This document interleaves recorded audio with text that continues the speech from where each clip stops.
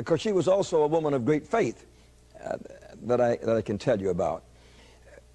One of my first remembrances as a child was that she had cancer on her breast, a large open cancer. It was larger than the hole was larger than an American silver dollar, and it was deep into the breast.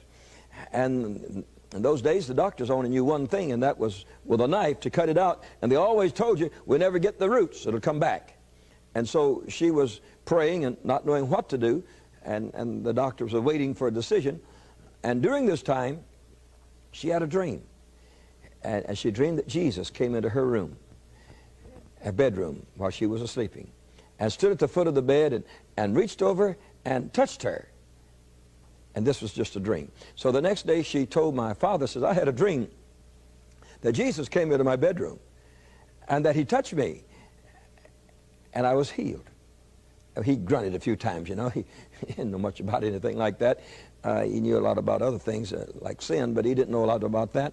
And so that was the end of it. But 3 or 4 mornings later, it came back to my father's mind. He said, you know, you haven't mentioned that cancer in several days. He says, when are you going back to the doctor? My mother said, well, tomorrow is the regular time to go back for the dressing of it and all. It was an open bleeding mess. That they kept the thing out there that, you know, that stood out like a great big bag there to catch all this blood and stuff that was coming out of it. It was an open running cancer. And my mother said, I'll check it. The doctor won't mind, I'm sure. So she went and pulled back all the tapes that were this thing up on her shoulder and clear down into here, you see. And she pulled it back just in time. There in the gauze lay something that looked like a little baby octopus. There was a core to it, a center, and out from it went things like little strings.